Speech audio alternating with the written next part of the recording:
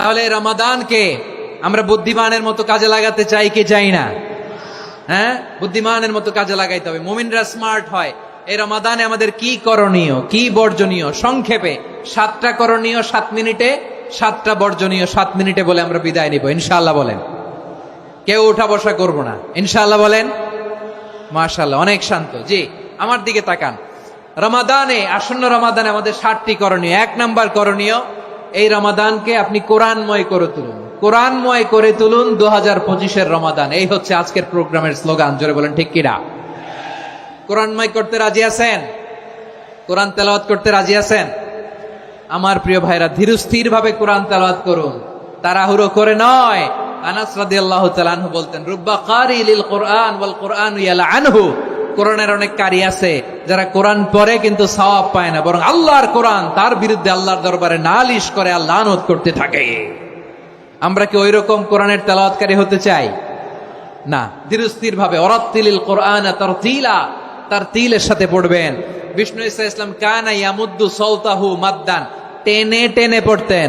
আলহামদুলিল্লাহি রাব্বিল আলামিন আর রহমানির রহিম মালিকি ইয়াউমিদ্দিন ইয়্যাকা না'বুদু ওয়া ইয়্যাকা নাস্তাঈন ইহদিনাস সিরাতাল মুস্তাকিম সিরাতাল লাযীনা আন'আমতা আলাইহিম গায়রিল মাগদুবি আলাইহিম ওয়ালাদ-দাল্লিন। পড়েন আমিন।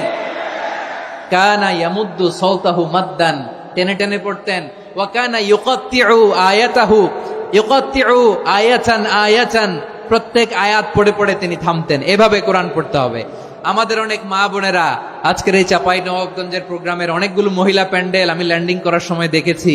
আমার অনেক বোনেরা, ওনারা কোরআন খতম করতে যে এমন ভাবে তেলাওয়াত করেন, কোরআন তেলাওয়াতের আদব আর অবশিষ্ট থাকে না।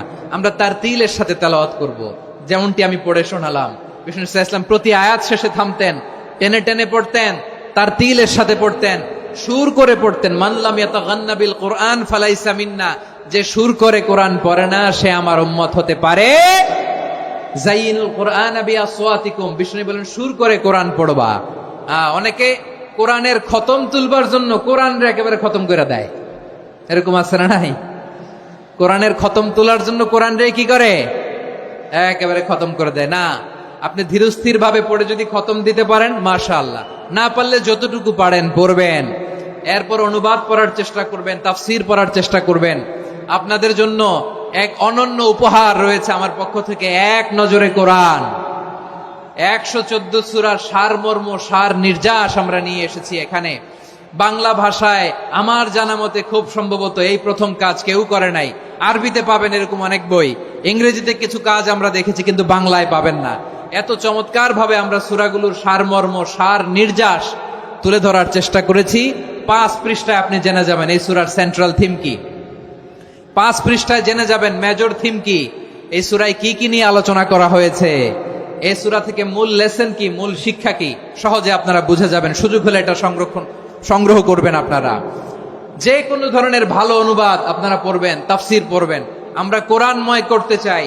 খতম কোরআনে রমাদানের 1 খতম দেওয়ার একটা সহজ পদ্ধতি হচ্ছে, রমাদানের প্রতি নামাজের পরে 4 পৃষ্ঠা। প্রতি নামাজের পরে কয় পৃষ্ঠা? 4 পৃষ্ঠা। তাহলে 5 ওয়াক্তে 4 পাঁচা 20 পৃষ্ঠা। হেফজে কোরআন গুলো 20 পৃষ্ঠা 1 পারা। এভাবে 30 দিনে আপনার 1 খতম হয়ে যাবে। আমরা যেন তারতিলের সাথে বিশুদ্ধভাবে কোরআন তেলাওয়াত করতে পারি, আল্লাহ তৌফিক দান করুক। পড়েন আমিন। 2 নাম্বার করণীয়, ধীরস্থির ভাবে তারাবির সালাত গুলো যেন আমরা আদায় করি। তাড়াহুড়ো করবেন না, আল্লাহর ওয়াস্তে তাড়াহুড়ো করবেন না, তাহলে কোরআন আমাদের জন্য বদদোয়া করবে। তাড়াহুড়ো করবেন তারাবির নামাজে। তারাবির নামাজ সালাতুত তারাবিহ মানে বিশ্রামের নামাজ, আর আমরা পড়ি সালাতুল কিতার, রেলগাড়ির মতো নামাজ। চিল্লায় বলেন ঠিক কি না? না, এরকম করবেন না। ইমাম সাহেবদেরকে আশ্বস্ত করুন যে ইমাম সাহেবরা আমরা পিছনে আসি আপনাদের সাথে, আপনি আস্তে আস্তে পড়েন, তারতিলের সাথে পড়েন, ধীরস্থির ভাবে তারাবির সালাত পড়বেন। সারা বছর এই সুযোগ হয় না দাঁড়িয়ে কোরআন শোনার, এরকম আয়োজন ব্যবস্থাপনা সারা বছর আর আমরা পাই? বলেন তো না। তারাবির সালাতের রাকাত বিতর্ক এড়িয়ে চলুন। রাকাত নিয়ে বিতর্ক করবেন না। 8 রাকাত 20 রাকাত নিয়ে যে মারামারি এই দেশে, এটা শয়তানের ফন্দি। চিল্লায় বলেন, এটা কার ফন্দি? আমরা 20 রাকাত পড়ি, আপনারা হয়তো 8 রাকাত পড়েন, কোনো অসুবিধা নাই।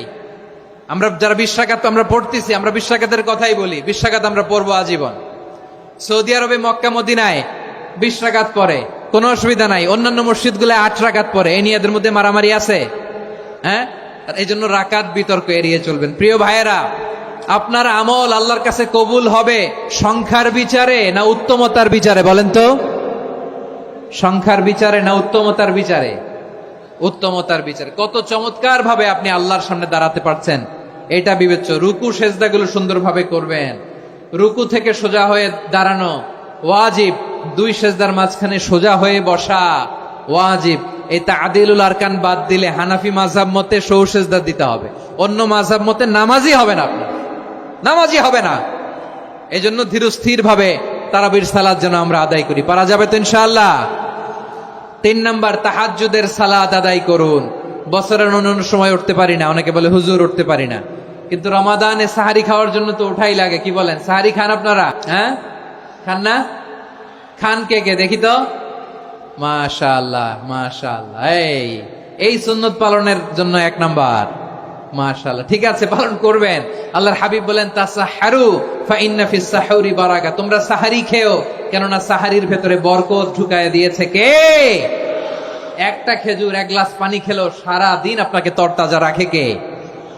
তো সাহারির জন্য যেহেতু উঠতেই হয়, সাহারি খাওয়ার আগে বা পরে 2 রাকাত 4 রাকাত তাহাজ্জুদ পড়া যাবে না? রব্বুল আলামিন বলেন, ওয়ামিনাল লাইলি ফাতাহাজ্জাদ বিহি নাফিলাতান লাকা আসা আইয়াবআসাকা রাব্বুকা মাকামান মাহমুদা। ও নবী, রাতের কিছু অংশ সময় তাহাজ্জুদের সালাত আপনি আদায় করবেন, কারণ এই তাহাজ্জুদ হলো আপনার জন্য নাফিলাতাল লাক, অতিরিক্ত ফরজ। আপনাকে মাকামে মাহমুদে অধিষ্ঠিত করবে কে? এজন্য যারা সম্মানিত হতে চান, সম্মানের আসনে যেতে চান, তাদের জন্য তাহাজ্জুদ অবধারিত। আমরা রমজানে সাহারির আগে তাহাজ্জুদ পড়তে চাই কি চাই না? এই নামাজটা আল্লাহ বড্ড ভালোবাসেন। কেন জানেন? কারণ গভীর ঘুমকে স্যাক্রিফাইস করে আমরা এই নামাজ পড়ি। ঘুমের আরবি জানা আছে কারো? ঘুমরে আরবিতে কি বলে? অনেকগুলো আরবি আছে। একটা আরবি হচ্ছে নুআস, তন্দ্রা, তন্দ্রা, আমানাতান নুআসা কোরআনে এসেছে। আরেকটা আছে ঝিমুনি, ঝিমুনি, এইভাবে ঝিমুনি আসে ঘুমের আগে, এটারে বলে সিনা। এটারে কি বলে? সিনা। স্বাভাবিক ঘুমকে আরবিতে বলে নাউম। স্বাভাবিক ঘুমকে কি বলে? এই সিনা আর নাউমকে আল্লাহ এক আয়াতে এনেছেন, লা তাখুযুহু সিনাতু ওয়ালা নাউম। আল্লাহর তন্দ্রা নাই, ঘুম নাই। ঘুমের আগে যে তন্দ্রা আছে ওইটাও নাই। তাহলে নুআস, সিনা, নাউম পেলাম। আরেকটা ঘুমের আরবি হচ্ছে হুজুদ। চাঁপাইনবাবগঞ্জ আওয়াজ করে বলেন, আরেকটা ঘুমের আরবি কি? হুজুদ। এটা মাঝরাতের ঘুম, শেষ রাতের ঘুম, যেই ঘুমটা বড্ড মজা লাগে। কাঁথা টেনে টেনে, ব্ল্যাঙ্কেট টেনে টেনে আরেকটু ঘুমাইতে মন চায়, আরেকটু, আর 1 মিনিট, আর 2 মিনিট, এরকম একটা মজার ঘুম শেষ রাতে আছে না নাই? এই শেষ রাতের ঘুম, এই হুজুদের ঘুমকে স্যাক্রিফাইস করে যে সালাত পড়া হয়, ওই সালাতের আরবি নাম হচ্ছে সলাতুল হুজুদ বা সলাতুত তাহাজ্জুদ। চিল্লায় বলেন আল্লাহু আকবার। এজন্য আল্লাহ তাআলা তাহাজ্জুদের সালাতকে এত পছন্দ করেন। পড়বেন তো রমাদানে? 4 নম্বরে, মুক্ত হস্তে দান করুন। মুক্ত হস্তে দান করুন। ওয়ামা আতাইতুম মিন যাকাতিন তুরিদুনা ওয়াজহাল্লাহি ফাউলাইকা হুমুল মুদঈফুন। তোমরা মনে করো না যাকাত দিলে তোমাদের সম্পদ কমে যায়, এটা ভেবো না। বরং তোমরা আল্লাহর খুশির জন্য যে যাকাত দাও, তারপরে তোমার যে সম্পদ থাকে ওই সম্পদের মধ্যে প্রবৃদ্ধি দান করে কে? আপনি মনে করছেন দিলে কমে? চাঁপাইনবাবগঞ্জের ভাইয়ের আওয়াজ করে বলেন, দান করলে কি সম্পদ কমে নাকি বাড়ে? আওয়াজ করে বলেন, কমে না বাড়ে? বাড়ে। যেটা দান করেন, কামাসালি হাব্বা আম্বাতাত সাবআ সানাবিলা ফি কুল্লি সুম্বুলাতিন মিয়াতি হাব্বা। 1 টাকা দান করলে এটা চারা বীজের মতো, রূপে দিলে 7টা শীষ, প্রতি শীষে হয় 100 শস্য দানা। আল্লাহ যারে চায় এরকম বাড়ায় দেয়, প্রবৃদ্ধি দেয়। সুবহানাল্লাহ। এজন্য মুক্ত হস্তে দান করতে রাজি আছেন? আগে আগে জাকাত ক্যালকুলেট করে রাখেন। আপনার জাকাত বর্ষ যদি পরেও হয়, দেরি করেও হয়, ধরেন যে প্রতি বছর মুহররমে দেন, আপনি আগে দিতে পারবেন। জাকাত অগ্রিম আদায় করা যায়। সুবহানাল্লাহ বলেন। বিষ্ণু ইসা ইসলাম রমাদানে এত দান করতেন, কানা আজওয়াদান নাস, কিন্তু রমাদানে আজওয়াদুন নাস আজওয়াদু বিল খাইরি মিনার রিহিল মুরসালা, প্রবাহিত বাতাসের চেয়ে বিষ্ণু নবী আরো বদান্যতা বেড়ে যেত। প্রবাহিত বাতাস যেমনি সবাইরে বাতাস দেয়, আস্তিক নাস্তিক মুমিন কাফির সবাইকে শীতল করে দেয়, তেমনি নবীজির রমাদানের দান ছিল এমন, কেউ নবীর কাছে চেয়ে ফিরে গিয়েছে এর নজির নাই। জোরে বলেন সুবহানাল্লাহ। রমাদানে দান করব, ইফতার শেয়ার করব। কাউকে ইফতারি করালে সারাদিন রোজা রেখে তার যে সওয়াব, আপনি ইফতার করানোর কারণে আপনার আমলনামায় ওই সওয়াব আল্লাহ ঢুকায় দিবেন। পড়েন সুবহানাল্লাহ। সাহাবারা বললেন, নবী আমরা গরিব মানুষ, ইফতারি খাওয়ানোর পয়সা নাই। আল্লাহর হাবিব বললেন, ওয়ালাউ বিমাজকাতি লাবান, এক ঢোক দুধ, ওয়ালাউ বিতামরা, একটাও খেজুর, ওয়ালাউ বিশারবাতি মা, এক ঢোক পানি খাইয়েও যদি কারো রোজা ভাঙাও, তারপরে ওই সওয়াব তোমার আমলনামায় দিবে কে? তাহলে মুক্ত হস্তে দান করুন, 4 নাম্বার। 5 নাম্বার হচ্ছে কদর তালাশ করুন। রমজানের সবচেয়ে দামি সময়। বিষ্ণু বলেন, মান হরিমা খাইরাহা ফাকাদ হরিম, যে কদর মিস করলো সে সব মিস করলো, হি ইজ দ্য লুজার। আচ্ছা বলেন, এই বরকতের মাসে আমরা কি লুজার হতে চাই না গেইনার হতে চাই? সবাই বলেনি, বলেন এই রমাদানে আমরা লুজার হব না গেইনার হব? ইন্না আনজালনাহু ফি লাইলাতিল কদরি ওয়া মা আদরাকা মা লাইলাতুল কদর লাইলাতুল কদরি খায়রুম মিন আলফি শাহর। পড়েন আল্লাহু আকবার। লাইলাতুল কদরি খায়রুম মিন আলফি শাহর, 1000 মাসের চেয়েও সেরা। 1000 মাসে হয় 83 বছর 4 মাস। 83 বছর 4 মাস টানা ইবাদত করলে যেই সওয়াব, কদরের রাতে ইবাদত করলে অতটুকু সওয়াব আপনি পাবেন, আল্লাহ সেটা বলে নাই। আল্লাহ বলে তার চাইতে বেশি সওয়াব দিয়ে আপনার আমলনামা ভরে দিবে কে? কদর যেন মিস না হয়। 21, 23, 25, 27, 29, নাকি খালি 27? আপনারা কি খালি 27? হ্যাঁ না, ফালতামিসু ফিল আশরিল আওয়াখিরি ফিল মিনাল ভিতরি, রমজানের শেষ দশকের বেজর রাতগুলোকে কদর হিসেবে তালাশ করো। আল্লাহর হাবিব সাল্লাল্লাহু আলাইহি ওয়াসাল্লাম শেষ 10 দিন টানা ইবাদত করতেন, টানা ইবাদত। ইদা জাআল আশরু আহিয়াল লাইলা আইকাদা আহলা ওয়া জাদ্দা ওয়া শাদ্দাল মিজার, সারা রাত জেগে ইবাদতের নজির নবীজির নাই, শুধু রমজানের শেষ দশক ছাড়া। সুবহানাল্লাহ বলেন। নিজেও ঘুমাতেন না। ফাতেমা রাদিয়াল্লাহু তাআলা আনহু, আলী রাদিয়াল্লাহু তাআলা আনহু কাউকে ঘুমাতে দিতেন না, সবাইকে জাগিয়ে তুলতেন। আমরা সারা রাত জেগে ইবাদত করব, রাজি আছেন তো? কদর যেন আমাদের মিস না হয়। আজকে থেকেই ক্যালেন্ডারে মার্ক করে রাখেন, সব কাজ পেছনে ফেলে, সব ব্যস্ততাকে পেছনে ফেলে ইবাদতের জন্য আমরা প্রস্তুত থাকবো কদরের রাতে। কোনোভাবে কদর যেন আমাদের মিস না হয়, ইনশাআল্লাহ। বলেন তো সবাই। 6 নম্বরে পারলে ইতিকাফ করবেন। আল্লাহর হাবিব সাল্লাল্লাহু আলাইহি ওয়াসাল্লাম প্রতি বছর 10 দিন ইতিকাফ করতেন। যে বছর ইন্তেকাল করবেন সে বছর 20 দিন ইতিকাফ করেছেন। আপনি বলবেন, হুজুর ইতিকাফ না করলে সমস্যা কি? আমার নবী একটা ইবাদত সারা জীবনেও ছাড়ে নাই, আর আপনি জীবনে একবারও করেন নাই। এবার হিসাব আপনার কাছে, হিসাব আপনার কাছে। না পারলে অন্তত রাত্রি বেলাগুলো মসজিদে কাটাবেন। পারবেন তো ইনশাআল্লাহ? সব শেষে শিশু এবং নারীদের ব্যাপারে বিশেষ খেয়াল রাখবেন। শিশুদের রমাদানের ব্যাপারে উৎসাহ দেন, তাদের প্রস্তুতি নেওয়ান, তাদেরকে রোজা রাখতে দিবেন। আমার ভাইয়েরা এবং বোনেরা, পর্দার আড়ালে মায়েদেরকে বলবো, চাপাই নবাবগঞ্জের মায়েরা, 1 দিন 2 দিন না খেয়ে থাকলে আপনার ছেলে মেয়ে মারা যাবে না। ঠিক কিনা বলেন?